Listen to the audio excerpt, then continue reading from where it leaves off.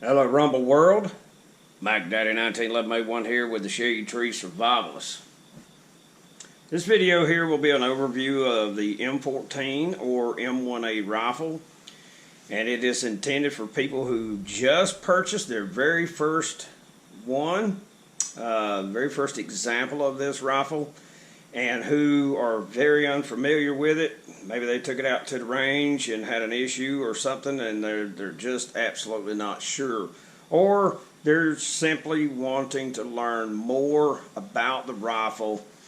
And they love it, they shot it, they had a great time, and it's just fantastic. That was my experience when I first purchased my first M1A. And now I have a new Fulton Armory, and it looks more like what most people will have. It's not in an EBR chassis like my 20-year-old M1A loaded standard. This is the Fulton Armory Enhanced Service Rifle. I purchased the trigger group and the barreled action separately because I already had a walnut stock, as well as I have a GI fiberglass, as well as a more modern polymer stock. But it's an overview of how the rifle functions and all the pieces and parts that you will hear about as you are learning about the rifle. And someone will say something and you have no idea. And I think the very first thing we will cover, of course, will be the general features that you'll see on the outside of the rifle. And we want to talk about those features so you have an understanding of what it is you're dealing with, okay? And the rifle as it sits is laying over on its right side, and this is the left side of the rifle. Some of the pieces and parts you see will not be what you may have on your rifle, because I've upgraded several of the parts. But let's start. Of course, you have your stock. You have your trigger group and your barreled action up here at the top, which includes your receiver, your barrel, your gas system, your front sight, your rear sight, if in your state it is legal. Okay, reshooting this section of video because the original sucked. Okay, got a much better close up, much better lighting on it. This is your flash suppressor. This is a national match version of the flash suppressor. It's been honed out at a conical shape. It's a little wider at the very front than it is at the muzzle end of it, where it meets the barrel. This here is your castle nut. This is what tightens it onto the barrel, attaches it to the barrel, and retains it on the barrel. And right in front of the front side at an angle is a teeny tiny screw. Basically, it's for an Allen wrench, but that there prevents the castle nut from backing off. You have the front sight dovetail, the front sight itself. The front sight has a screw that comes in from the rear to tighten down to tighten it up on the dovetail so it doesn't move. And of course you have the protective ears on both sides, and on mine a bayonet lug. Now some rifles, depending on what state you're in, you may or may not have a bayonet lug, but this is the way it would have come from the U.S. military. For a bayonet knife. That way you can jug a mother flupper. Okay? Flupper, not effer, Anyway, here's your gas plug. This retains your gas piston into the gas cylinder. This front section here is the gas cylinder lock. This is what you tighten down so it is pushed up against the barrel to its final resting spot and tightened in and locks it. And then of course this locks it all together. The piston is inside the lower cylinder here, back side of your spindle valve that turns the gas on and or off of the rifle. Okay, and that was used for launching grenades. They had an attachment that went over the muzzle and locked in on the bayonet lug, and a specialized rifle grenade Using blanks, you turn the gas off, so all the gas went into the barrel, not into the system, and it would launch a rifle grenade.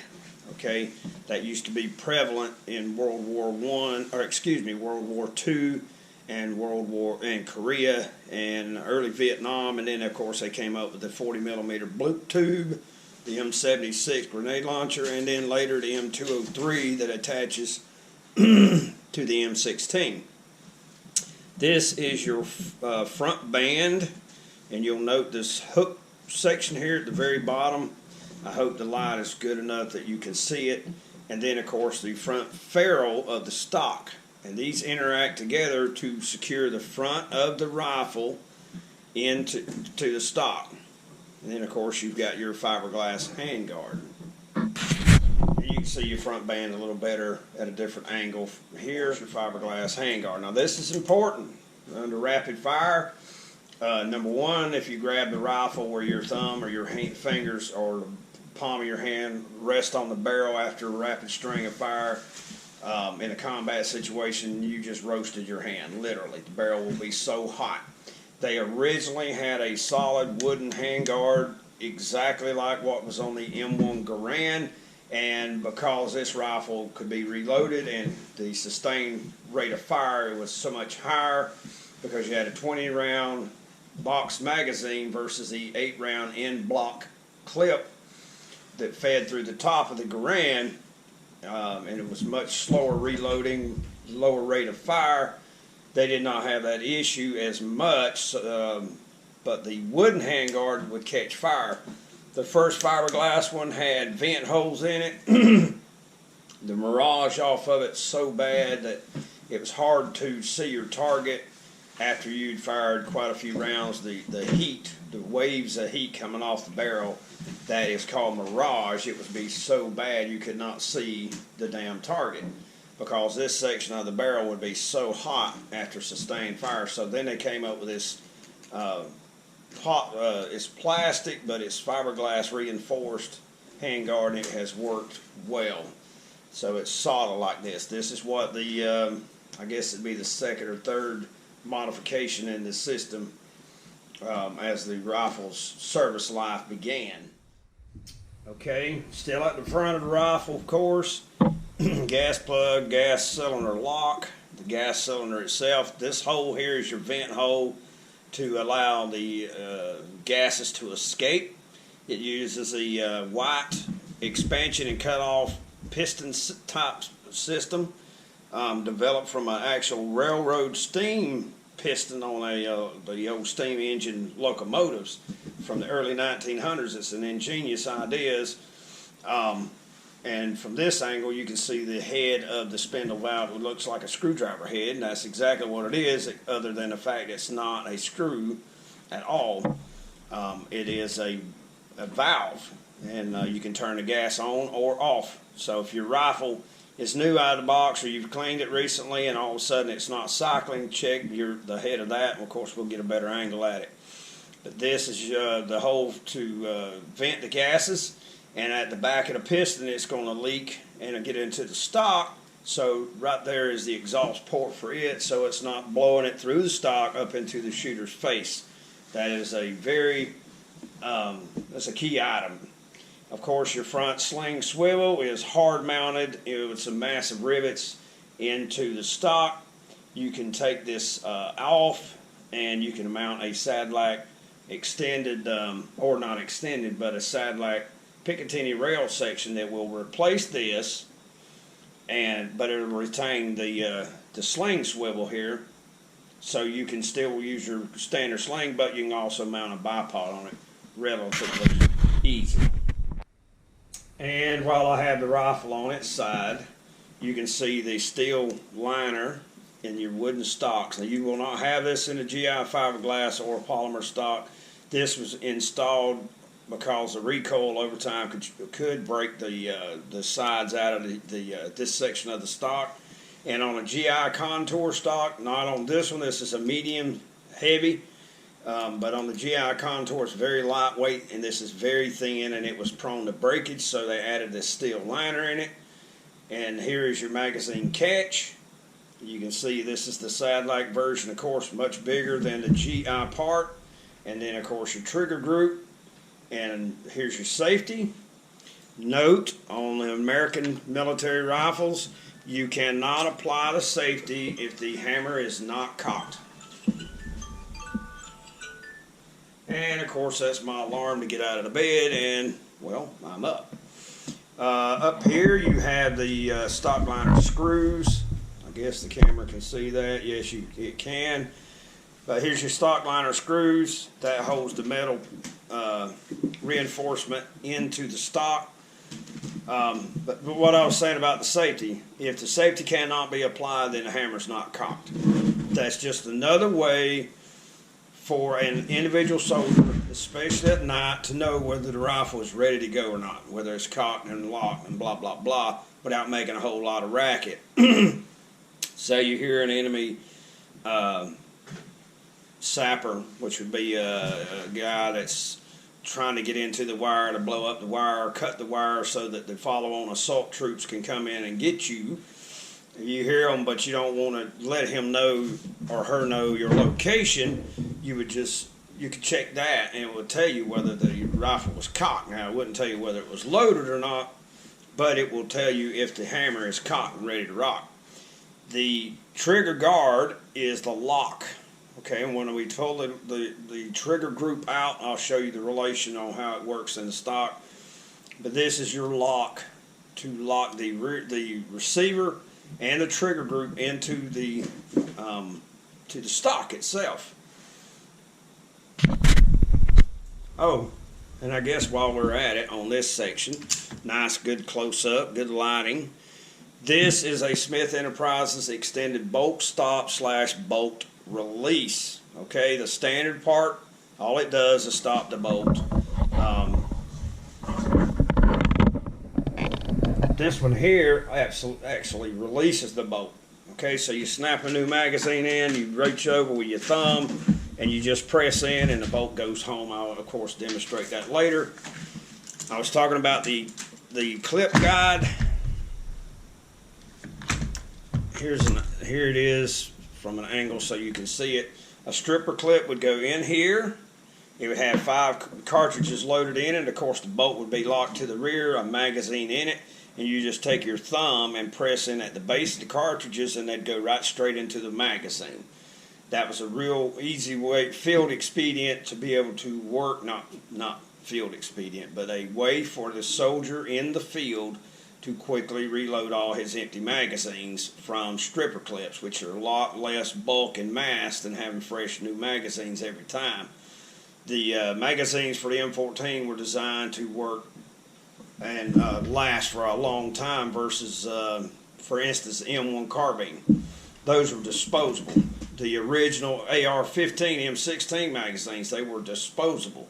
In other words, one-use item. They were not designed or intended to be used for a long period of time, and so they were not designed very well. The M1 carbines magazines are notoriously finicky. I mean, if they're not brand new out of the box, they may or may not run, just simple as that. But that is the left side. Let's flip her around and see what the right side looks like. Okay, of course I almost forgot a very critical item, and that would be on the receiver. You've got this long slot cut into it, and a short one here, and then a threaded screw hole right here. And that, of course, is for a scope mount. This is a brand new side-like M14 scope mount, the airborne steel version. And excess material that is not critical has been removed, and of course here it is, still in the plastic. Yes, my old eyeballs are not what they once were, and we will be mounting it, but the way it is designed, it goes in this slot here and it's secured with a big screw, and it's a self-centering setup on this. It's a Brookfield Precision designed, but a Sandlak manufactured scope mount. So that's what these slots are in the screw hole. Now I'm telling you now, that's the best there is, right there. And they make a titanium one, they make a solid steel one, this airborne steel one, and then an aluminum one. But the Brookfield designs, the 3 points of contact, and is considered the best of the best out there. So there you go. Okay, this is the operator side, the right side as originally designed. You will hear the term op rod or operating rod quite a bit, and this is it. This is what connects the bolt, the action, with the gas system up in the front of the piston. The piston presses back on it and moves it to the rear, and as it does, it unlocks the bolt, continues all the way to the end of its travel. The magazine follower being pressed up by the spring pushes a new cartridge up in front of it. As it does, it pushes forward, strips the next round out of the chamber or out of the magazine, and pushes it on in the chamber. And at the last little bit, it rotates the bolt down and locks it. Okay, what you want to pay close attention to is the op rod hump. And right in there, that white area, that's the grease packed in through the roller, but that's your roller. And how they work together to open and close, lock and unlock the bolt, so that the gas, the motion, the power, the kinetic energy that is the piston delivers to the op rod can be translated into unlocking and locking the rifle, so you're not having to do it. But it's very similar to a bolt action, other than the fact that you're not having to do anything other than press the freaking trigger, but it works really similarly. And my darn white hand ain't helping matters, but here you go. 3/8 inch dwell time. It hits the first section of the cam surface. Oh shoot, let me recop it. It'll be a lot easier to do. See how that works? Of course, zoom in on the editing program. See how that works? It's just beautiful.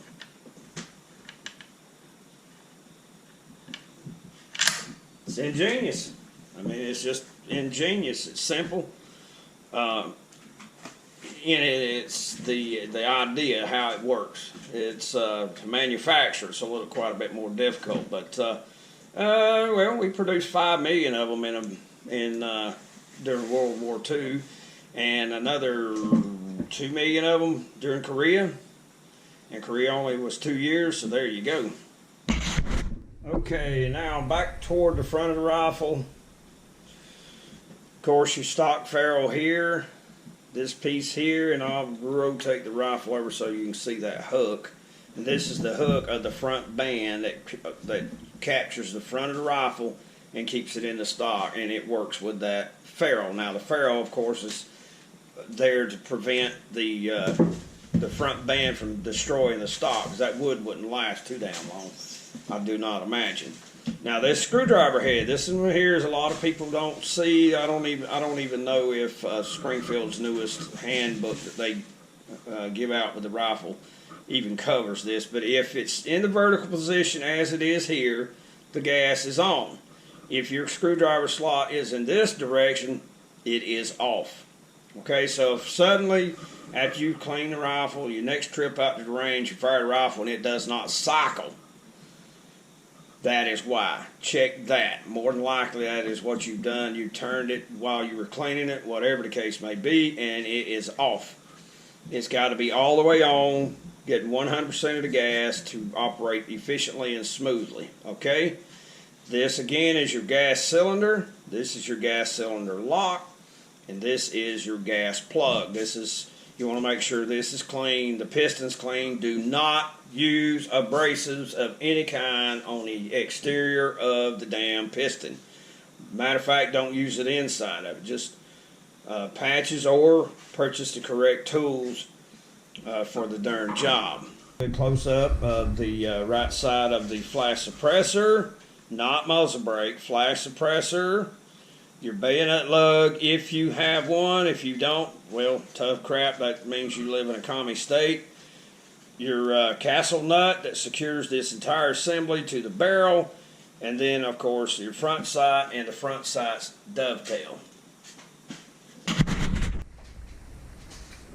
But this is your operating rod. If your fingers or anything interferes with that, you can have short stroke, failure to extract and eject, and different items of that. You got to keep your hands off that damn hot rod. Don't allow your fingers on it or anything else, or you will interfere with how the rifle will run and operate. So if you're having an issue with that, be conscious when next time you try to shoot it to make sure you keep your fingers off of that and see if it works, because that could be part of your issue. Left-handers have a real problem with that because they'll let their fingers wrap around it and bam, you're in deep dooley.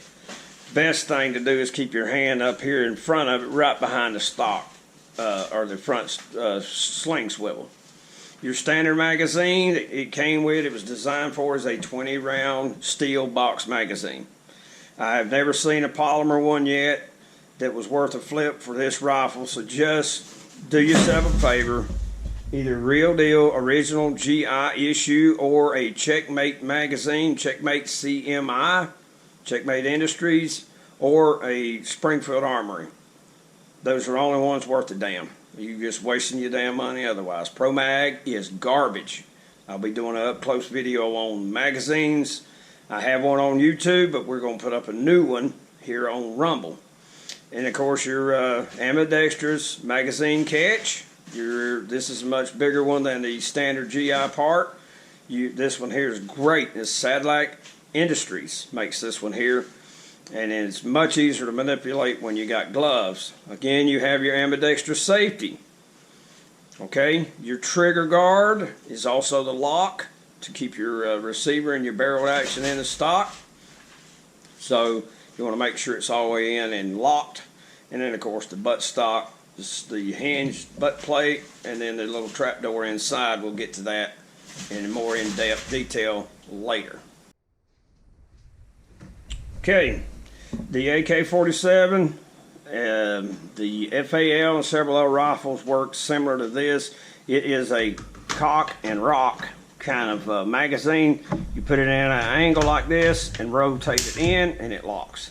Okay, to get it out you press the release, the latch to release it, and just rotate it forward and out. Simple as that. It is much more difficult on the shorter 10 round and the 5-round magazines to do that, but with practice you can get her done. So now what I want to do is take it down in its 3 major groups and show you guys the differences. We'll go from there. Okay, and here are the 3 groups.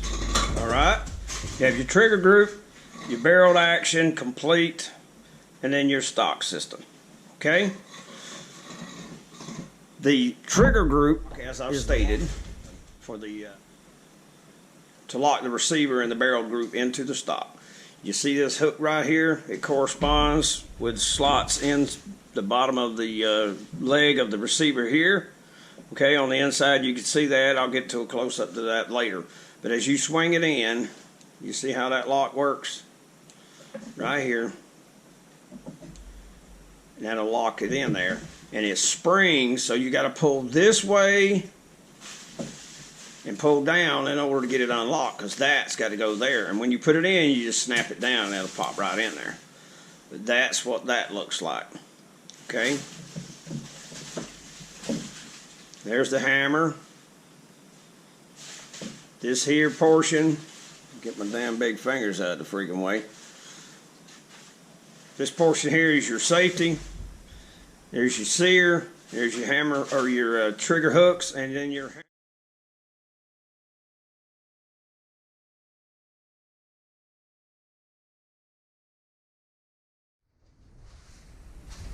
okay, and then at the front here, this is your like I said, it's an enlarged version of what you would get from the GI rifle. And I have several videos on it, and you can see the magazine will snap right into that. And in the rifle, it'll look like that. Okay?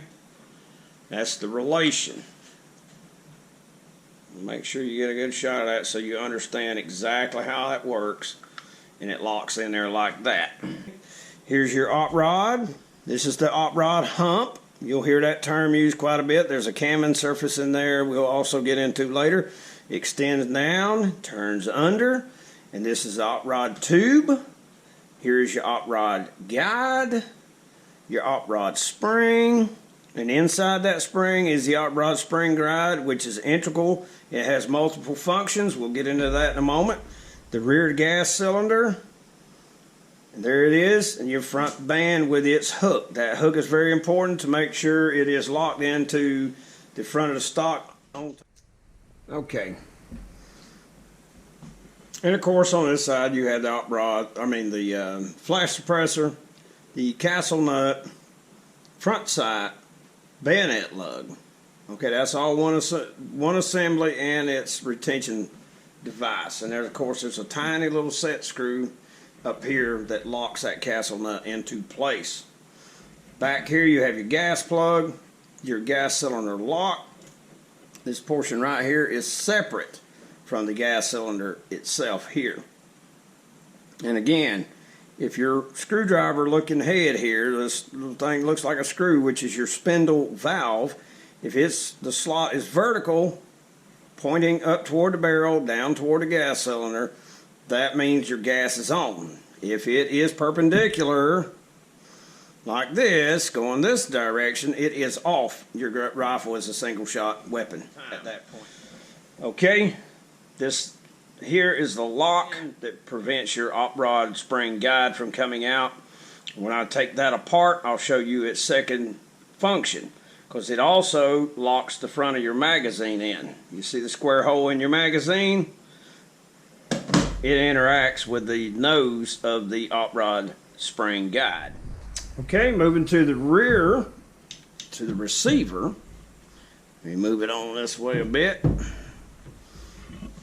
Again, you have your op rod here, the op rod hump. That is a critical part of the op rod.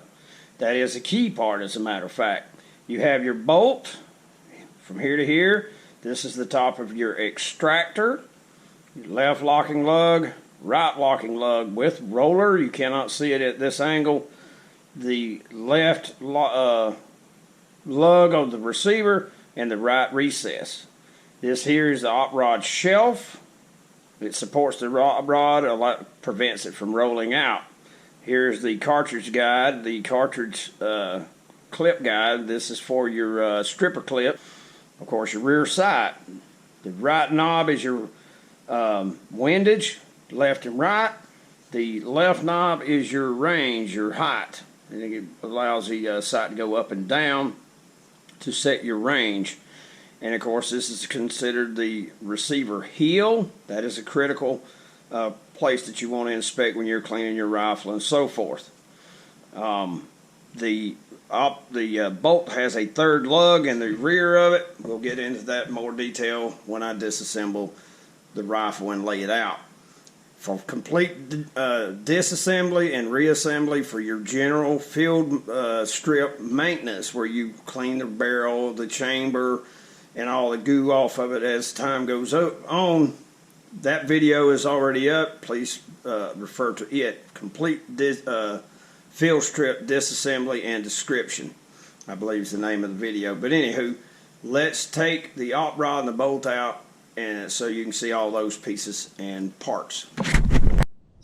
Okay, I'm almost neglected to put this in the video, but I want to talk to you guys about this. It's very, very important on how both the M1 Garand, the M14, well, I should say all, because this is also on the M1 carbine, and probably the Mini 14, I would imagine, because they all use the Garand style action. Under the receiver, okay, so make sure you see the left side, the top, the right side. Here's your op rod. I've got it locked to the rear. So we orient it so you understand where it is in the rifle. So here's your two receiver legs. Your trigger group would sit right here. This bar across here is called the safety bridge. Its job, because the firing pin is free floating, is to maintain and can keep that baby retracted until it gets to this tiny little slot right in there, okay? That is the only time in which the hammer can strike the firing pin and it will be driven forward so that the rifle can fire. If this bridge is too far forward or too far to the rear, or misshapen or whatever, or beat up from years of use or whatever the case may be, that can lead to what they call an out of battery discharge, aka a slam fire, where the rifle fires before the locking lugs are locked in. Let me show you how this works, and this may be a little bit of a pain because it still has the hot rod spring in, and that baby's got some power. Note how the firing pin rotates as you withdraw the bolt, okay? As long as it's out of position, say right there, until it rotates all the way in, it cannot go forward. Remember, it is not retained by a spring, okay? It is not retained by anything. Inertia, okay, can overcome gravity and slam that baby into the primer of the next cartridge, or the cartridge being chambered, and fire it. That would not be good, because that's where the out of battery detonation would take place. So that is a critical item when you're cleaning your rifle. You want to double check that. You want to check for cracks in your receiver, and so check for cracks in your receiver and all as you're doing the cleaning and your inspection and so forth. But the receiver bridge is a critical item for the safety or the safe operation of the rifle. And like I said, that's the only place that the firing pin can go forward. Let's see if I can retract it again. You see it will not move forward. It will not. And right in there, that last tiny bit of a step, can it go forward? Otherwise, it's retracted out of the way by that safety bridge. So that's a critical item. And early manufacturers of the M14 for the civilian market of their own receivers a lot of times would misplace that damn safety bridge. We're talking thousandths of an inch or 10,000ths of an inch misplacement forward or backwards, or being the cut in it would be off a little bit and would allow it to be free to move forward early. And you don't want that, because that's when you're asking for trouble. You're asking for a problem where the rifle can fire and when it's out of battery. So we don't want that. That's a critical item. So you guys definitely want to make sure that, of course, A, it's present, B, it's not damaged, and of course the tail of the firing pin, the hook, right here, if I can get my little pointer tool here. It's actually a stirring stick for coffee. You want to make sure that tail is undamaged, not bent, chipped, broke, or anything of that nature when you're doing your normal cleaning and your inspections and so forth. Now, you'll see the discoloration on the bottom of the bolt. That's normal. That is from the bolt riding up on top of the top cartridge in the magazine. Okay, so that discoloring right there, that's all that is. It'll wipe right off. It's brass. It won't hurt a damn thing. And at the rear, you have your receiver cutout or your firing pin tail cutout. You want to check for any battering on that. If whoever manufactured the receiver is not on top of their game, they can cut that shallow, and the bolt or the firing pin will be striking that. That's not a good thing. So there you go.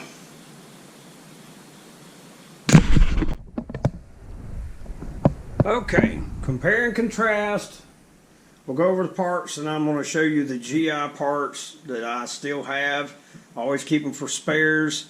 First off, this is what the flash suppressor you may have looks like. Okay, this is the front sight dovetail. That's where the front sight slides on. A big screw goes in from the back to position it and then tighten it up. Your castle nut will go in this slot here, and your barrel will go through here. And of course, this one does not have the bayonet lug. It's flat. as compared to that one. So this is the assault weapons ban version that they had to have on them in the 90s up to 2000. I guess it was around 2000 or 2001. It lapsed. Something I don't remember. Anyway, when I purchased my rifle in 01, that's my original M14 M1A loaded standard. This is what it had to have. I don't remember when the assault weapons ban lapsed, but after that you could get it with the bayonet lug. This is GI spec. This one is National Match spec, and it's conical. It gets a little wider at the muzzle versus at the very end versus at the barrel end, and that's to eliminate something called the water drop phenomenon, where a drop of water hanging off that flash suppressor could actually deflect the bullet enough to strike the tines. So there you go. Here's your op rod spring. It is greased. You want to grease it. Here's the National Match Sadlac Industries National Match Spring Guide, and I've got them flipped opposite, but it goes in the rifle this way. But this is the GI type, okay? And of course, here's your op rod. Lay it over. Here's the op rod hump, the inside of it. You got a camming surface in there for the bolt roller right here on the bolt. And this is your bolt complete. And with your extractor here, this is the extractor claw. And at the front, at the bottom, is your ejector right there. And of course, you can see your firing pin. Need to clean that damn thing. Haven't cleaned it since the other day when I fired it. Okay, here's your third lug at the rear. On the rear, this is the tail of the firing pin right here. This is the cannon lug that works in conjunction with a spur on the hammer. And as the bolt is rotated, that presses the hammer to the rear to recock the hammer as it goes to the rear. Okay. And up here you can see the recess for the right lug, the track, the full complete track for the op rod. And right here under the rear sight, the windage knob is your takedown notch, and there's a little bit of a lip of steel right here. And what you do is you pull it back, you're pushing up and rotating the op rod out, and it'll snap right out. Okay, this needs grease. Okay, anywhere you see shine, like right there on the side of the, like right here where this shine is, you want a little grease there. The op rod tab here, and the little, I can't think of that guide, but there's a little peg that sticks out at the bottom that rides in a slot in the side of the op rod shelf. Right in here is a little slim trench at the very edge, the corner, and that little peg rides down in it. I cannot think what the hell it's called right this second. Of course, I'll annotate it in the video, so please watch your screen. And that is the right side of it. Now this little part here is the original GI part that the Smith Enterprises extended bolt stop that I have installed this week. That's what it has replaced. All it would do is press up and lock the bolt. You would have to work the op rod to release the bolt. With this one, you just press in on that tab there, you snap the magazine in and just rotate your thumb up and press in on the top of it, and it would release the bolt. I'll of course demonstrate that. Also, the original GI part versus the massive Sadlac part for the magazine catch. That is one of the best improvements in the rifle. It's just all there is to it. It just works. It's so much bigger, easier to work with your gloved hands and so forth. And remember what I was saying about the orientation of the magazine or the op rod spring guide as it's in the rifle. When you insert a magazine and it snaps into place, that nose right there interacts with that. Okay, and it's under spring tension. There's a little bit of move. You see the slotted hole there? That's the op rod spring applies pressure to this, so it absolutely has a firm hold on the magazine, so it's a dual function. Okay, in this next section we're going to talk about disassembling the gas system and how to make your life a little bit easier. Okay, now so many people who buy firearms are cheap bastards. They don't want to buy any accessories that'll make their life. They want to buy a scope or a red dot or a reflex sight or a fancy flash suppressor or a muzzle brake or a damn silencer or a fancy foregrip or stocks or blah blah blah. But that doesn't make your life easier, and that doesn't make owning the rifle a joy. This one tool right here, and this one absolute must-have right here will make your damn life a hell of a lot easier. Plus, it will help you maintain your rifle to its peak performance and not damage the damn thing, because each of these were designed for this rifle and this rifle alone. Okay, ratcheting GI chamber brush. You can get these at Brownells, Midway USA, Fulton Armory, LRB Arms, and so forth on down the line, anywhere. But it is designed to be ratcheted into it. Okay, a section of GI cleaning rod or cleaning tip will work. Your civilian rod or cleaning tip will work. You just screw it right into there and ratchet it into the chamber. Semi-automatic. That chamber needs to be as clean as possible as often as you can get to it, okay? Period. Having a spare one of those is a great idea. Plus, that and that work together. You store this entire unit in this buttstock of a GI or other type, as long as you got the military steel butt plate. Okay? So those are critical tools. This thing here is a screwdriver. It is a bolt disassembly tool, which I would not recommend using this. You can get hurt with it, okay? And it also removes your gas plug right there. But in order to hold it, especially when the rifle's been really dirty or smudged in mud or dirt or crud, you really should get you a gas cylinder tool, gas system tool. And this is a satellite version. It is awesome. That's all there is to it. But you take a GI tool, your combo tool, have your gas cylinder wrench there, lefty-loosey, righty-tighty, just like just about anything. I mean, there are left-handed threaded nuts and bolts out there, but they're not as common as your typical right hand. In order to disassemble your gas system, you break that booger loose. Not literally break it, you break the tension by loosening it, taking it apart. Of course, all this is covered in my last video, or one of my last videos. Then this lock,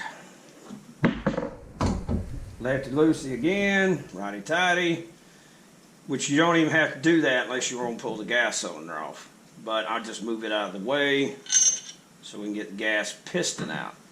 And here is your piston. Do not use abrasives. Do not use anything that will scratch the finish.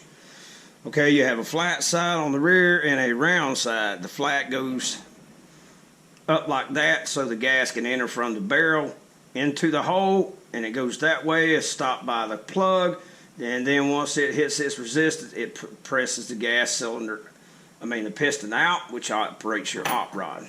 Okay? Simplicity itself. Just look for that hole. You want it pointing toward the barrel, the flat up. It makes reinserting it so much easier. Again, be careful pressing it in. Okay, got it out, got it all the way, and that's it. The gas system fairly simple, but you want to make sure you maintain that and clean it. I'll get this back together. I will show you guys the easiest way. Well, I let the damn thing roll off in the floor, didn't it?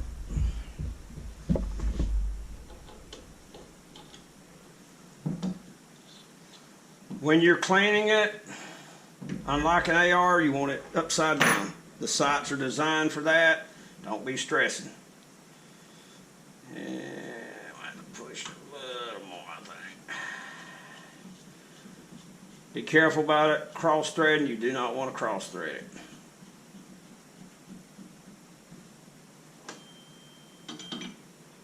Oh, and I should have shown you also, this is designed to put the tail of the piston in it to hold it while you're cleaning it. This wrench and your GI multi-tool are, they work really well together.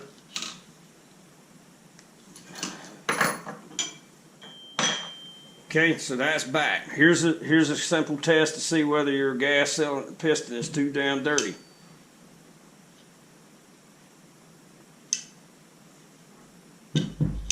Hear that snick?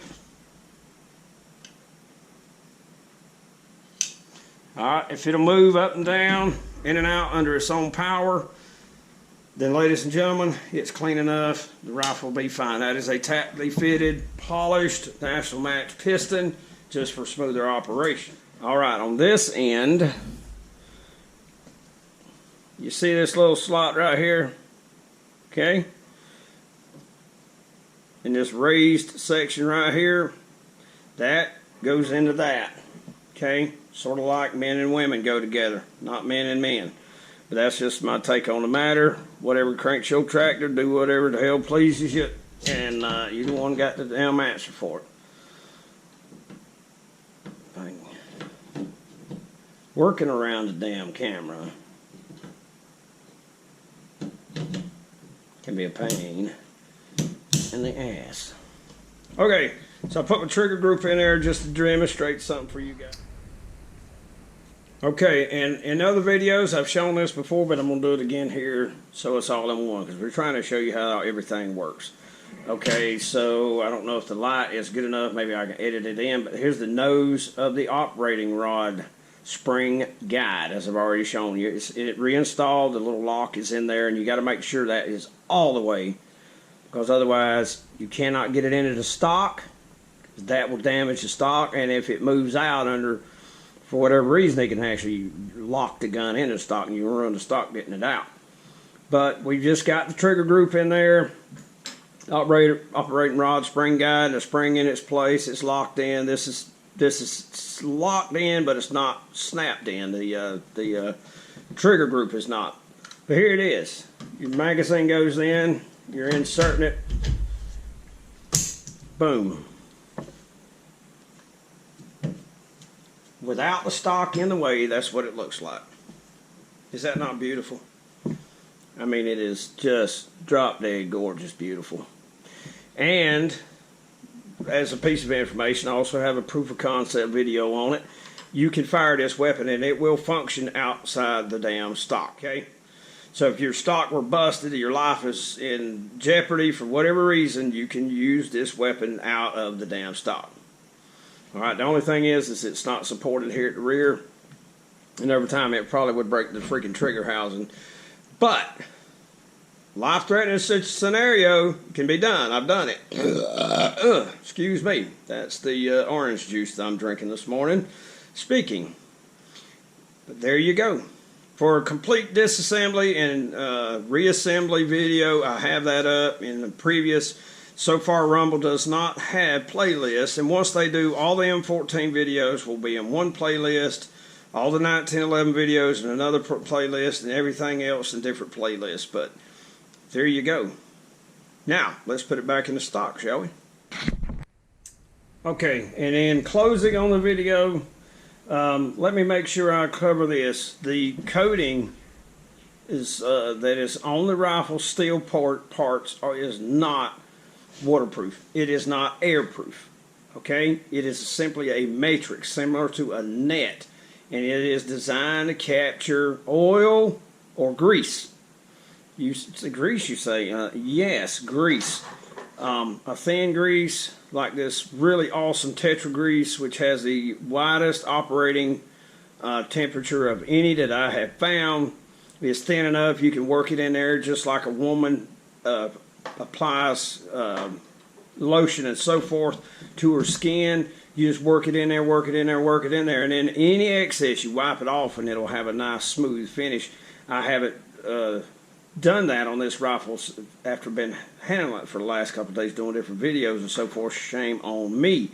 But the thing is, simple test. You take the rifle, if you just bought it from Springfield Armory, take it outside or inside, whatever, drop a drop of water on the back of your receiver and see how fast it soaks right into the metal. Okay? You buy it from Fulton Armory, they do it exactly the way it's supposed to. Okay? Drop a drop of water and it'll just stand right there on top of the metal. It will never get to it because the matrix of the parkerizing captures that grease. They rub it in lovingly, and it is phenomenal. And it will seal it. But again, it is old technology. I think it was, I don't remember when it was invented, but it was superior to bluing in the fact that it would capture oil, it would capture the grease, it would keep it a nice air and watertight seal against the steel, but it's not very damn durable. So you got to remember that. Why in the world all these manufacturers, none of them have came out with with the melanite or all these other different types of really good finishes that they have nowadays? I do not know. Another thing, if you don't grease it, the hot rod will bind and it will not run. If you do not grease the locking lugs, you will wear them out, and the recesses in the receiver, okay, a thin grease such as the Tetra I've already laid out, the Lubriplate 130, okay, the 130A. Now, that, I was thinking they invented that for the M14 and the M1 Garand after the experience in Korea. However, they started using that in 1942 on the M1 Garand, the M1 Garand, the daddy of the M14, because in hard rain, such as at Cape Gloucester. If you don't know what that's about, watch the mini-series from HBO, The Pacific. Go to the episode of Cape Gloucester. It rained all day, every day, month after month. People killed themselves because it was so depressing. Okay? Bad news. But the rifle would choke out because it would wash all the lubrication off the rifle because it rained. I mean, we're talking tropics, we're talking rainforest, we're talking at that time of the year, it rained all damn day, every damn day. Mud everywhere, just terrible. But that's 1942 is when they started using Lubriplate. That is 70 freaking year old technology. That is 100% synthetic. So fluoropolymer lubricant. And it is outstanding. But those are my two choices. There are plenty of others. Here's another gun grease that I got recently. I'm trying Breakthrough Battleborn grease, non-toxic, 100% synthetic, fortified with PTFE, which is a type of resin. They use it in engines and so forth. Temperature range minus 75 degrees up to 510. Tetra has it beat. Minus 100 degrees Fahrenheit up to 750 degrees Fahrenheit. So it won't freeze until it gets down to 100 degrees Fahrenheit. It will not burn off or evaporate off until it's at 750.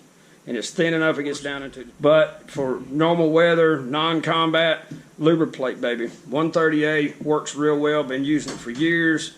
And there you go. Oil is not the choice of lubricant for this rifle. Grease, grease, grease, period.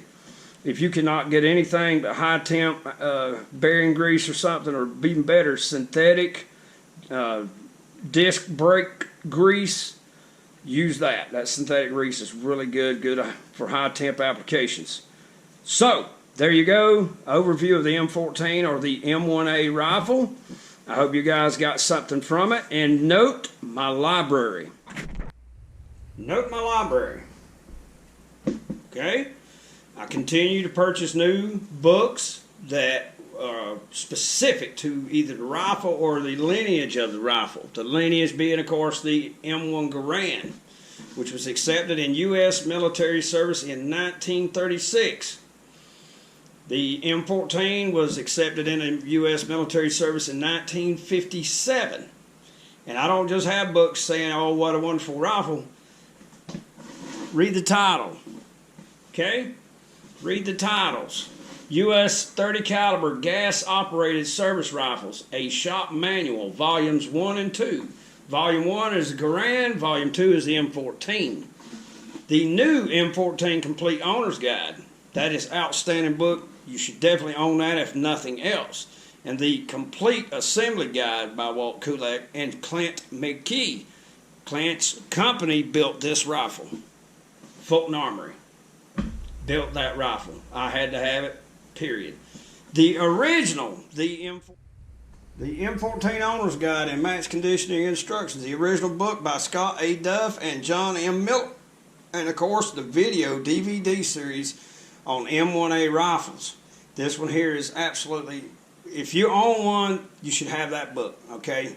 Technical manual and armorer's course, and they have PDF printable files of all the technical manuals and field manuals from the U.S. Department of Defense, the original publications for this rifle. It has awesome troubleshooting guide as well as this book, that book, and well, those two don't, but all the rest of them have troubleshooting guides on if you have issues. Now here's the deal. A civilian-made clone is not a real M14, okay? Unless it is built to the exact dimensions and fidelity and tolerances of the original rifle, such as the Fulton Armory, okay? Springfield Armory, for instance, Old Arms Corps, and other manufacturers throughout the years did not build the rifles to the correct specifications. So there may be, and there are, more issues associated with M14 or M1As than what are in the guides, because it's just a simple fact they don't fit right. They don't function right because they're not correct.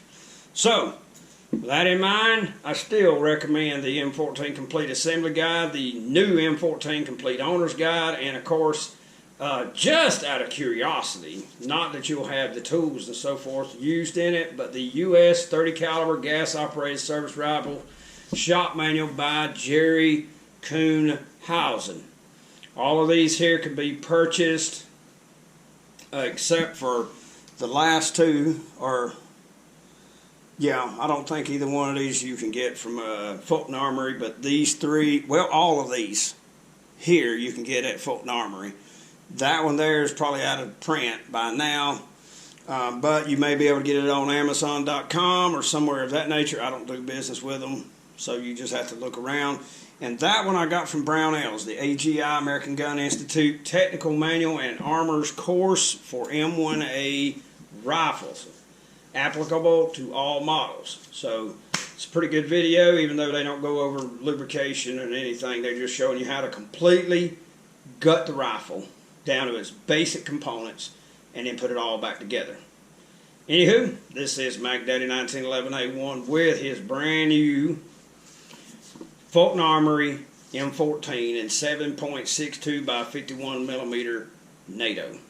Thank you very much for watching. Please, if you have any questions, if I can help, I'll be happy to do so. As always, I love the platform. I've owned one for over 20 years. It's not a mistake if you bought one. Believe me, it's not a mistake. These are awesome rifles, and there you go. So please, if you have any questions or comments, please leave them in below. Please rumble this thing up, give it the plus, and share with anyone who has an M14 type rifle or M1A. Thank you very much for watching. Y'all take care and have a good day.